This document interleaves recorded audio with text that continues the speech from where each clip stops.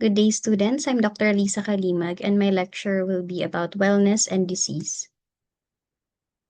These are the objectives of the lecture. By the end of the lecture, the student will be able to define the concepts of wellness and disease, elaborate the natural history of disease, explain the levels of prevention, and give examples of principles and strategies of disease prevention and control.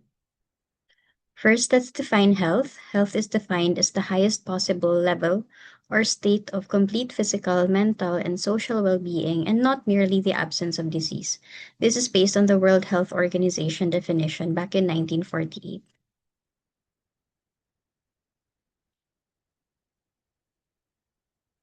So disease occurs when the defense mechanisms of the host body fail to cope with the forces tending to disturb the body's internal equilibrium.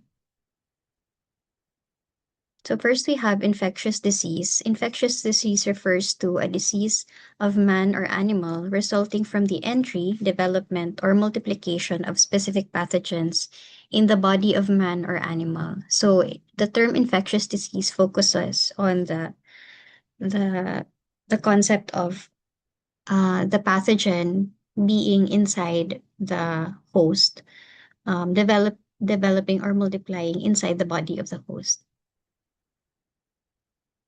Example, tetanus infection because of the bacteria Clostridium tetani through a wound via contaminated soil. The next concept is communicable disease. So communicable diseases are infectious diseases. Particularly, this term refers to it being transmissible. Okay, so communicable basically also means transmissible. So a communicable disease is an illness due to specific infectious agents or their respective toxic products, which arise through the transmission of these agents or their products from a reservoir to a susceptible host, either directly, as from an infected person or animal, or indirectly through the agency of an intermediary plant or animal host, a vector, or the inanimate environment. So note that whether direct or indirect transmission, this falls under communicable disease. The next concept is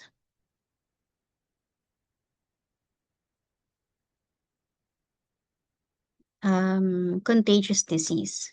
So for the example of communicable disease, we have dengue virus through the vector, the Aedes aegypti mosquito.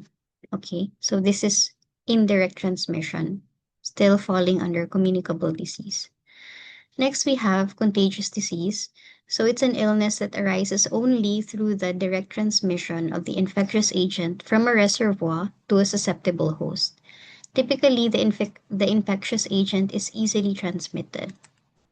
So examples are tuberculosis, measles, HIV, influenza, or your common colds. Next, we move on to essential elements in communicable disease. These are the infectious agent, environment, and host. This is also termed as the epidemiologic triad. Okay, so the infectious agent, this is any organism, which is mainly a microorganism, but may also include parasites and helminths, that is living and capable of invading and multiplying in the body of the host. Now, for the environment, there are several ways and means of transmission of infectious agents to susceptible hosts, and these may be direct or indirect ways and means. Now, these ways and means of transmission take place through the various aspects of the environment. And then the last element is the host. So the host refers to the living organic body of man or animal where the infectious agent depends on for survival. So we have multiple terms here. First, the infected body. Excuse me. So the infected body is when the infectious agent has already entered the body and is already multiplying. Then the susceptible body, when the body does not yet possess resistance against specific infectious agents, making the body liable to be infected. And infection refers to the successful entry and multiplication of an infectious agent into a living body. It also implies that the living body responds to the presence and multiplication of the infectious agent. So you cannot an infectious agent cannot infect a dead body. So that wouldn't be infection anymore. Next, we have contamination. So it occurs when there is no interaction between the infectious agent and the host body. The infectious agent may remain on inanimate objects. So you have contaminated water, contaminated soil, contaminated food, or contaminated clothing of a person, but the infectious agent has not yet actually come into contact with the body itself. Okay, moving on to the ecologic concept of disease causation. So this concept states that disease is the result of the imbalance between the forces of the infectious agent and the host. So the force of infection is that of the infectious agent, and the force of resistance is from the host. So the force of infection is determined by the type of infecting organism, whether it's a bacteria, virus, parasite, fungi, etc. The quantity, the virulence, and the capacity to invade and multiply in the host's body. Now, the force of resistance is determined by the immune system of the host, such as but not limited to specific antibodies to the microorganism. And the relative variations of the force of infection and force of resistance are reflected in various stages of infection and disease, which we can observe in the spectrum of infection, which is our next topic. So this is the spectrum of infection. You have 7 phases, starting from no infection, carriers, missed cases, mild, moderate, and severe cases, and finally death. So we also have here a spectrum from no infection going to unrecognized. Unrecognized infections comprised of carriers and missed cases. Then the clinically recognizable cases are comprised of mild, moderate, and severe. Okay, then we have death here. We'll discuss each one by one. So the first is no infection, wherein the force of resistance has successfully resisted the entry of the infectious agent, so the host body is in good health. Next is the carrier stage. The infectious agent has succeeded in entering the host body, thus infection has set in. However, the force of resistance can control and resist the infectious agent, that practically no damage on the tissues of the host body is taking place. There is unapparent or unrecognized infection, and the host may not be aware of the ongoing infection. Next is the missed case. So as the force of infection gradually progresses and the force of resistance gradually regresses, the infectious agent now starts to damage the tissues of the host body. However, the damage may be negligible, and the host may not yet manifest signs and symptoms of the disease process. Thus, there is a chance for these cases to be missed, hence they are called missed cases. Next is the mild case. So as the force of infection further progresses, the damage in the host body continues to increase. Thus, the host now exhibits signs and symptoms. In moderate cases, as the damage within the host body continues to increase, the host signs and symptoms further develop and become clearer. And in severe cases, damage within the host body has become extensive and the force of resistance further regresses. Signs and symptoms are now pronounced and obvious, and the host body is considered severely diseased. A very weak force of resistance may lead to the development of chronic debilitating disease conditions. And finally, death represents the extreme end of the spectrum. The force of infection has overcome the force of resistance, and this inevitably results in death of the host. Next, moving on to the stages of the natural history of disease. So earlier, that was the spectrum of infection. Okay, but stages of the natural history of disease, this is more of the timeline, natural history, so my timeline of disease. So it starts with pre-pathogenesis. There is preliminary interaction of the potential agent, the host, and environment in disease production, which takes place in the environment. Then this is followed by the pathogenesis stage. This process takes place in man, starting with the first interaction with the disease-provoking stimuli, followed by changes in form and function, which result in defect, disability, or death. So under pathogenesis, we have incubation period first, wherein cellular or tissue reactions are present, but the host does not present signs or symptoms of the disease process. Specifically, it refers to the time duration between when the host first receives the infective organism and the first clinical manifestation of the disease. So once nagkaroon ng first clinical manifestation of the disease, you enter the clinical period. And then the third stage is either recovery or death. Now, in the clinical period, you have three further stages. So first is the prodrome, wherein you have mild non-specific signs and symptoms such as generalized body weakness, weight loss, fever, etc. Then you may go to the stage of frank illness, where signs and symptoms are now more specific, such as cough, epigastric pain, or exertional dyspnea. Then you may move on to the chronic stage, which is when the disease is prolonged. For example, when a person develops anemia due to chronic kidney disease secondary to uncontrolled hypertension or diabetes, or development of left-sided residuals or paralysis due to a cerebrovascular disease or accident. Okay. Then finally, the last stage again is either recovery or death.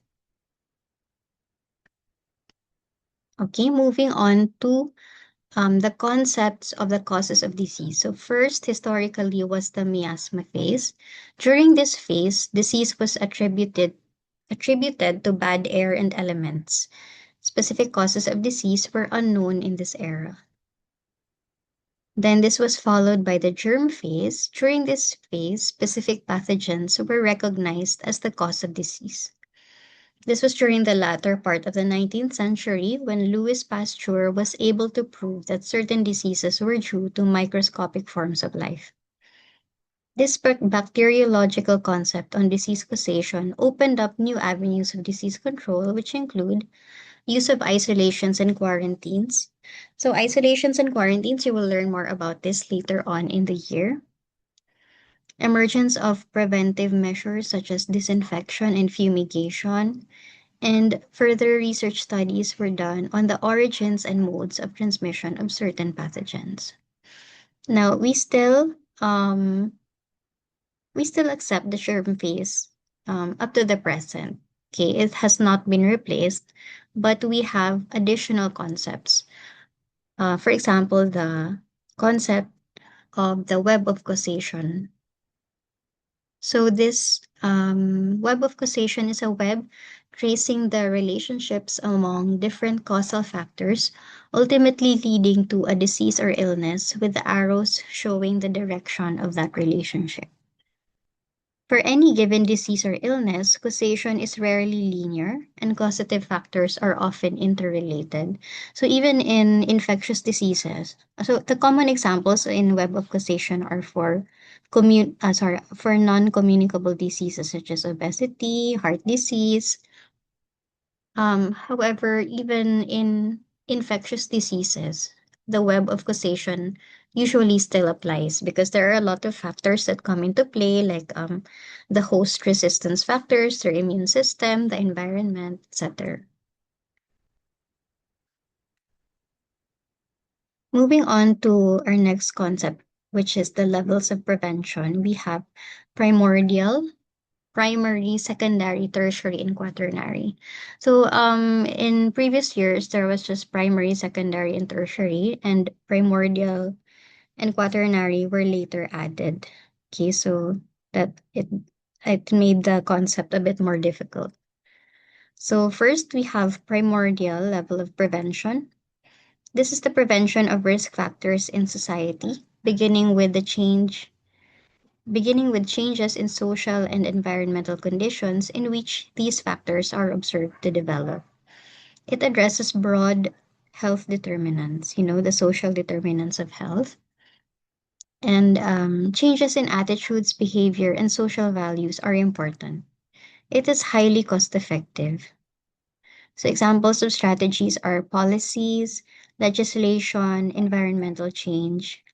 This includes legislation of national policies and development of socioeconomic programs that promote healthy lifestyle and discourage high risk behavior.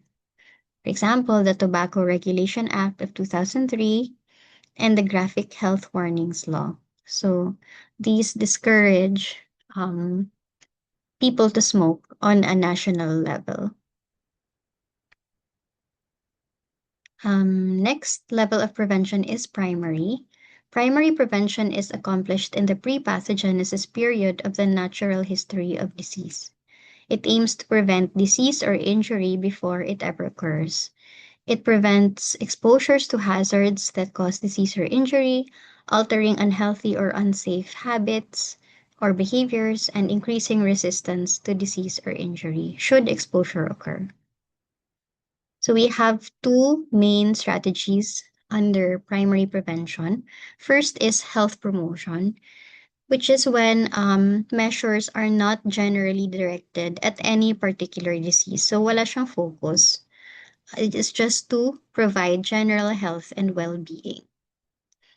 For example, these include health education in the fundamental facts of health and disease, including family life education, good standards of nutrition, inculcation of healthy living habits, including personality development and avoidance of fatigue, adequate housing, recreations, and agreeable working conditions, improvement and protection of water supply systems, improvement of environmental sanitation, etc.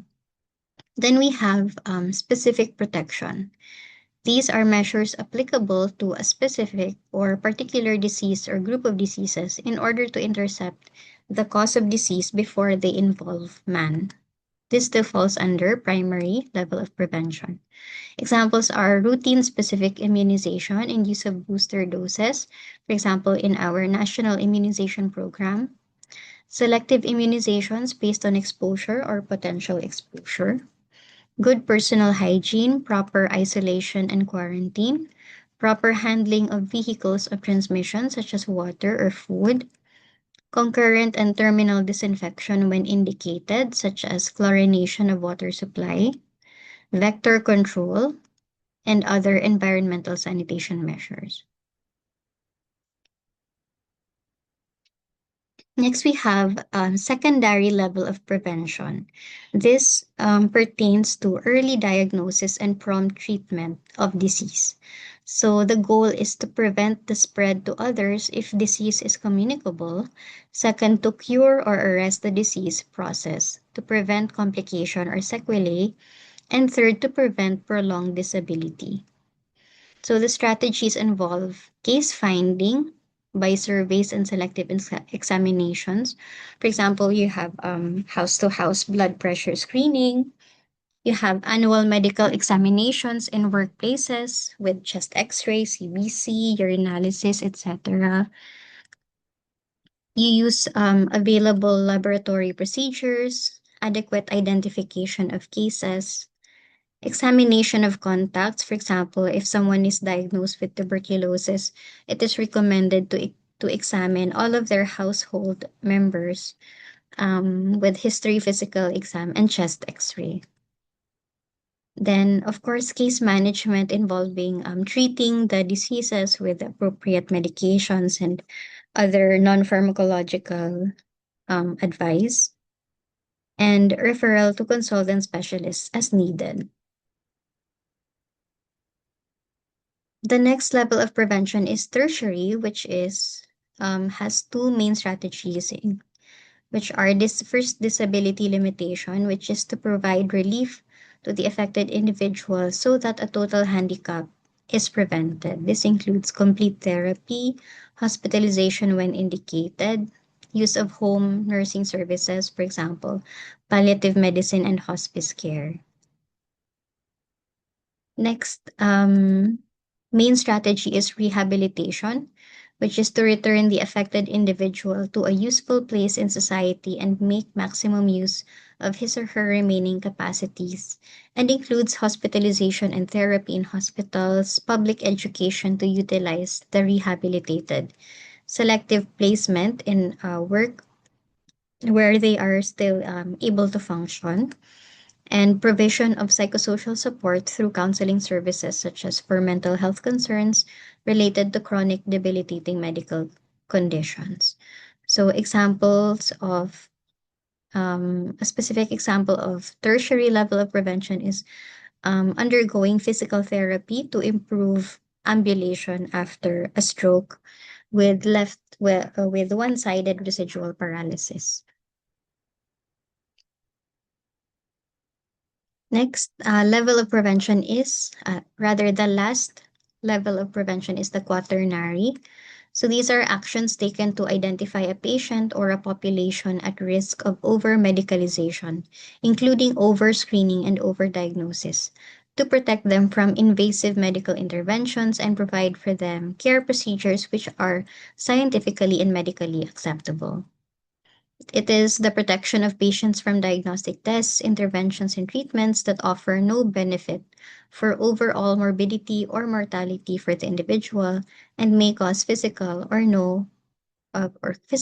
psychological harm.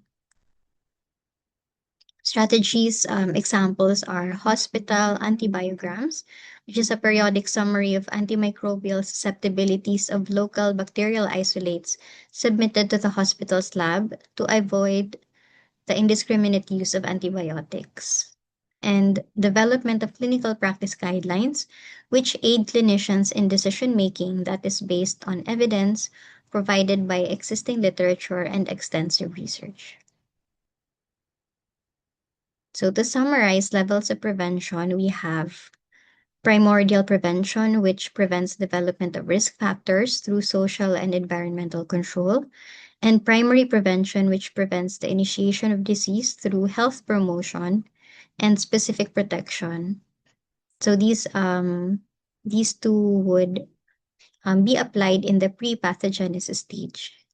Then for secondary prevention, it prevents progression of disease through early diagnosis and treatment. This is in the early pathogenesis stage. And tertiary prevention prevents serious outcomes and complete dependence through disability limitation and rehabilitation. This is through the late pathogenesis stage. And quaternary prevention focuses on the problems that result from overscreening and overdiagnosis. Okay, so that's it for our concepts of disease. We will tackle shortly health and wellness. So, wellness is an active process through which people become aware of and make choices toward a more successful existence. In contrast, health is defined as the highest possible level or state of complete physical, mental, and social well being, and not merely the absence of disease. So, to compare and contrast the two, health is a state of being, while wellness is a state of actively living a lifestyle that helps to attain health. And these are the dimensions of wellness. We have physical, emotional, psychological, social, intellectual, or cognitive, spiritual, occupational, environmental, economic, cultural, and climate. Okay, so these are relatively easy to understand. You can read up more on it in your DPC manual, your reference manual. And please read also the related pages for this topic, concepts of disease, in the reference manual. Okay, because there will also be some questions in the exams coming from the manual. So that's it for my lecture. Thank you for your attention. See you in our synthesis and Q&A. Thank you.